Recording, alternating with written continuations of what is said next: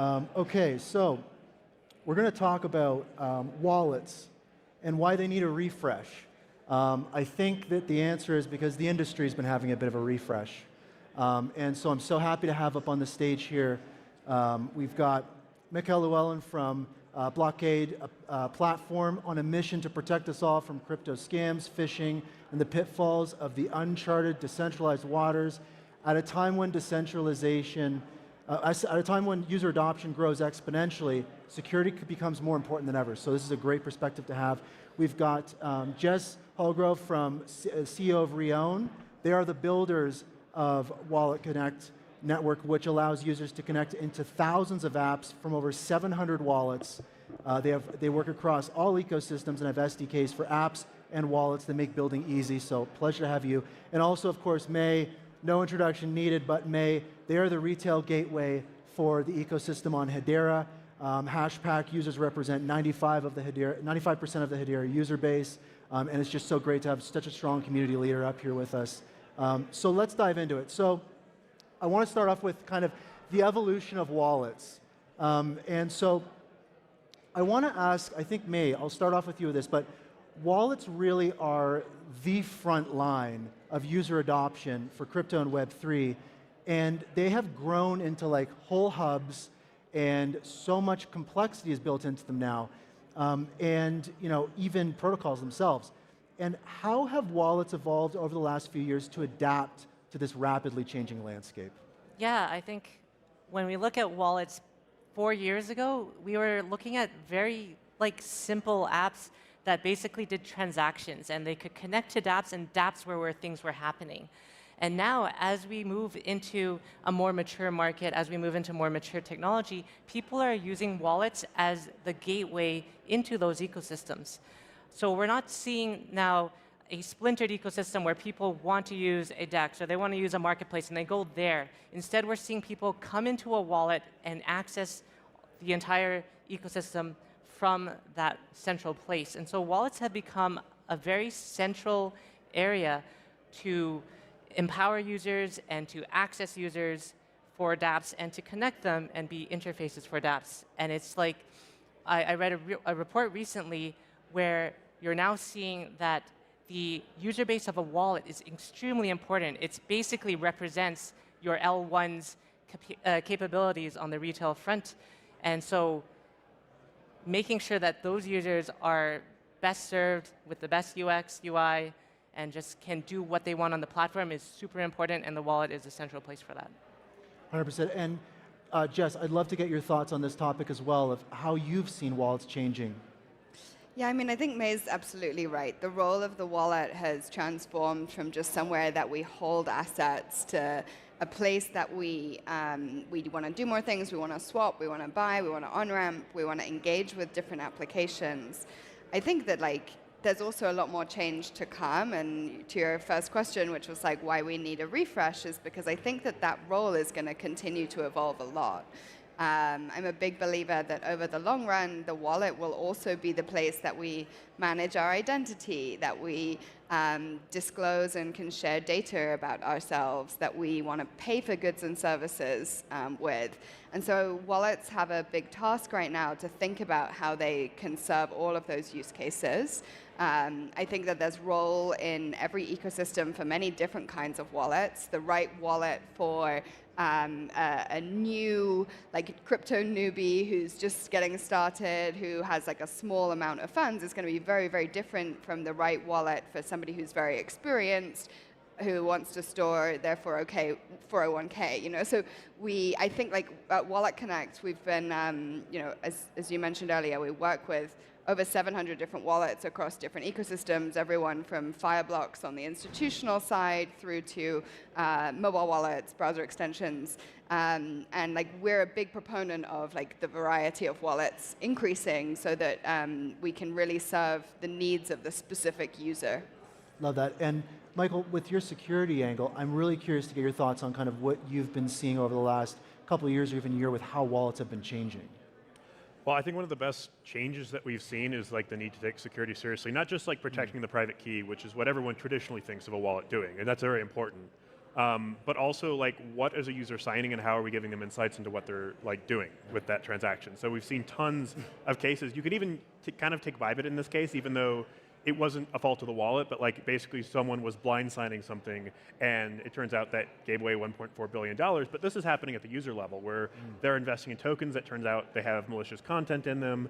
They are seeing like airdrops that are linking to URLs that they connect their wallet to that could drain their funds.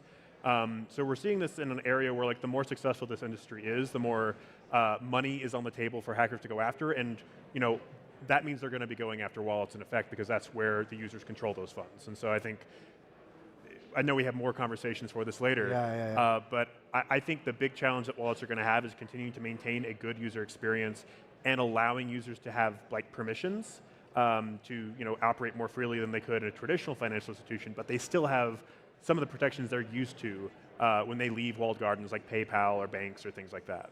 Absolutely, that's awesome. So now, but this brings us to a next really great topic, which is addressing this complexity. And I think that with so many different chains and assets and bridges, like we're talking about this additional complexity that's being added on. And I want to know, and I'm going to ask Jess this, what is the biggest challenge wallet providers are facing today? How do we solve this? I think one of the biggest things that I hear from right across the board of our partners is how you prioritize what you're building for long-term user experience and long-term success versus making money in the short term. I think a lot of wallets, are under a huge amount of pressure to make money and to get users right now. But that sometimes I think comes at the expense of creating great long-term experiences because some of those things are incredibly complex. To your point, how we solve chain abstraction, how we think about the right and the best security implementations, all of these things are very complex. And don't necessarily make money for wallets in the short term. So I think there's this prioritization, which every business has, right? That's not just exclusive to wallets. We're all facing this this challenge at the moment. But I think that's certainly one. And then I think the second is how to position yourself in a way that really delivers for a specific user group. Because I think as we bring more people into the industry, we are going to need, as I said earlier, different kinds of wallets that do different things. And so often when I'm speaking, especially to new wallets who are coming into the Wallet Connect ecosystem, the questions I ask is what is your real niche? How are you going to differentiate yourself from the big guys so that you can find a community who becomes really loyal, and those are the people that you serve. Because from there, you have a loyal community that you can grow. That's huge. And then, May, as a CEO of a wallet yourself, this is a great question to ask you. What are the big challenges? What is the big challenge that wallets are facing right now? What do you see as the solution? Yeah, I think that we are in a privileged position of being the dominant wallet on the network, and so we can access the entire user base and make sure that we're serving their needs. And so what Jess said about having that user, knowing what the users need and building to that is super, super important. And finding that niche that you can then excel at gets those users to use your wallet. And you can also build features that specifically target them. So back in 2019, 2020, wallets were going broad. They were trying to get as many chains as they can, but then you could only do very shallow things with them. And that has largely not driven revenue to those projects, right? And so wallets now have to say, what is my value proposition to those users in that specific niche?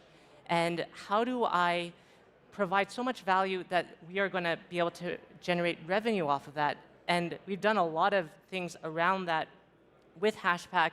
One of the great things that we've done recently is launch our Pack token and find ways to engage with the users so that as they do things on the network with our wallet, creating things, NFTs, token launching, how do we then utilize this token in a way that is beneficial to all parties?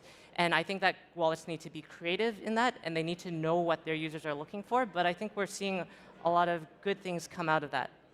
I love that. Now, The next topic I want to bring up is, I think, probably one of the most important ones, and I'm going to throw it to you, which is on the topic of UX and security, because I think that as this space continues growing and becoming more complex, there's going to be these demands and calls for easier user experience, removing friction, all these different types of things, but that comes at the cost of security a lot of times. When you're being more secure, it becomes harder to use the products because it's more secure. So it's this kind of push and pull, this tug of war a little bit between those two things. And I wanted to kind of get your insights of how do you see the wallet space kind of finding that balance a little bit between the two? Yeah, it's a really challenging area because you have to figure out how to give the user actionable insights without like necessarily restricting the experience or adding additional steps that are going to make it less likely for them to interact. The big thing we focus on is like, okay, malicious tokens, malicious transactions, malicious dApps. How can we prevent those from going through a user's wallet and stealing their funds? When we did an integration with MetaMask, I think there were several key challenges that we were presented with. One was, okay, how much longer is this going to take? Like if you have to go to an API backend to do the security check and then come back to the user, how long are they going to sit around waiting? And so we had to do a lot of work to figure out how to get latency down to around 300 milliseconds just to be able to ensure that we weren't impacting the user experience. And then on top of that, how are we presenting it to the user? If we just say, hey, this transaction is, looks malicious, or there's a warning, or there's just like the same thing you see in a Chrome browser when you go to a website, then if you don't have any information, if you're just told this is a warning, this is malicious, and nothing else, well, then a lot of users are probably going to be convinced by a scammer or just maybe a friend who tells them to invest in it. It's like, it's just a false warning, just get past it. So you have to give them insights. This, account has a history of malicious scams. There is a rug pull risk specifically here. This is charging a high tax on transfers that usually only malicious tokens use. You have to tell them why you don't want to interact with this, as well as maybe just give them warnings or simulate results and tell them. Educating. Yeah, educate them. Like, this is what's going to happen in your wallet. You're going to have this much fun. If you have $1,000 of a stable coin, all of that stable coin is going to leave after this transaction. Is that what you intended? And then like at the end, what we've actually seen, so like it's mostly a dichotomy, like user experience versus security. But in some cases with MetaMask, when we integrated, we actually saw that as soon as we integrated, because scams were just such a problem a year or so ago when we did it, that they actually got an uptick in user engagement. They actually saw more people engaging, because as soon as they saw there was protection in place, they're like, you know what, I'm a little less hesitant to engage in transactions that I might have been hesitant about otherwise, because there were just so many scams and they felt unsafe. So at some point, it can come back around. Okay, that's a really interesting point, is continuing to build that trust with your user base. I like that a lot. Okay, and then maybe I'll throw this question too to Jess, just on finding that balance of security and usability, especially with the surface area you guys cover. Interested on any of kind of those insights or thoughts you have on that. I mean, I really agree with Michael that I think that whilst it can be a dichotomy, I think if we can design these things well, it really enhances the user experience. We do an annual consumer survey of how they experience crypto, and in last year's survey, like 27.5% of people have lost funds due to signing malicious transactions. And it's one of the biggest things that people worry about. They say it's like, this is the biggest reason I don't use crypto more, is because I'm worried about security. So I actually think if we can layer on security features, it really does enhance the user experience. You have to do that in a way that doesn't impact the UX in other ways. One of the things that we actually launched, and Blockade are a partner for this, is we have something called Verify API, which we now have over 15,000 different domains that have gone through a domain verification process with us, and in all of the wallets that use WalletKit, this will surface whether you're actually connected to the domain that you think you're connected to, and whether it's a potentially malicious domain. And so we partnered with all of the wallets to make sure that the way that that's implemented in their UI is easy to understand, and to Michael's point, like, gives them real information that they can take decisions based on. And it's been really interesting to see the different ways that wallets have responded to that. Some of them say, okay, we're just going to absolutely stop you from interacting with these domains, particularly the wallets that are targeting a newer user base, a less experienced user base. Others say, actually, like, we're going to flag this to you, but we're going to still leave it up to you whether you want to engage with that, because you're a pro user, and this industry is about giving you the choice, and you can make a decision based on more information. So through things like the Verify API, this is how we hope to help support that. We're launching an extension of that later this year as well, which will touch other potentially like attack vectors for apps as well. So I think I'm a big believer that more security over the long run is actually going to make everyone's user experience much, much better. Very cool. I love that perspective. And then zooming in really quick on Hedera, May, you guys place such a focus on UX, and then also, of course, as we grow, there's more and more calls for security within Hedera. So I'm really curious on your thoughts on this topic too. It's a real challenge because every time you do something that can protect a user from a certain scam, the scammers will adapt, and you're basically playing cat and mouse with them constantly. For example, if they can slide in a URL, you can block URLs, but then they use Cyrillic characters that look like, the English C, but it's the Cyrillic C, and they're using the Unicode font set, and you're just like, how do you still give the user all the information while protecting them from that? And the funny thing is that if you give users, like this could be a malicious transaction or a pop-up that says, are you sure you want to do this? This is not a verified source. A lot of them will just click through anyways, and they don't really read it. And so I think a lot of this is around the maturity of the space and the maturity of users as they get used to using digital wallets, as they get used to understanding, wait, I should think about this before I connect to this site. What does that actually mean I'm doing? We went through this in all sorts of technology, SMS technology, email scams. People now know how to protect themselves from email scams and not entering their password into weird sites and things like that. And the technology also helps as well with two-factor authentication and things like that. Can you imagine 10 years ago getting your grandmother to use 2FA? You can't, but now people are actually starting to use it, right? And I think that the same thing will happen as users get educated, as the technology improves, we can maintain that seamless user experience while protecting people, and also people will understand how to protect themselves. So it's kind of like a holistic thing for the whole industry.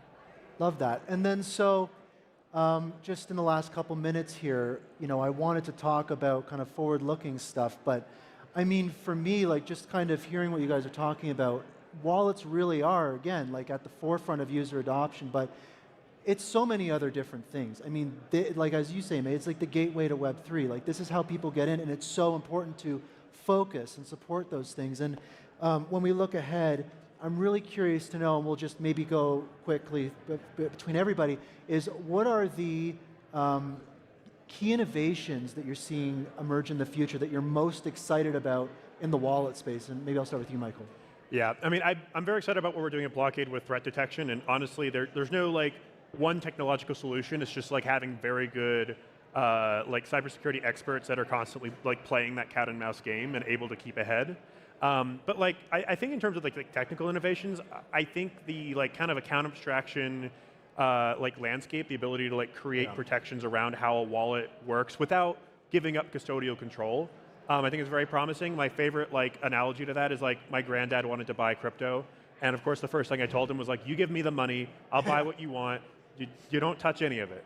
But what would be cool, because there was another time where someone tried to scam him and literally called him up drunk, pretending to be me, saying, oh, God, Granddad, I got arrested for a DUI and I need bail.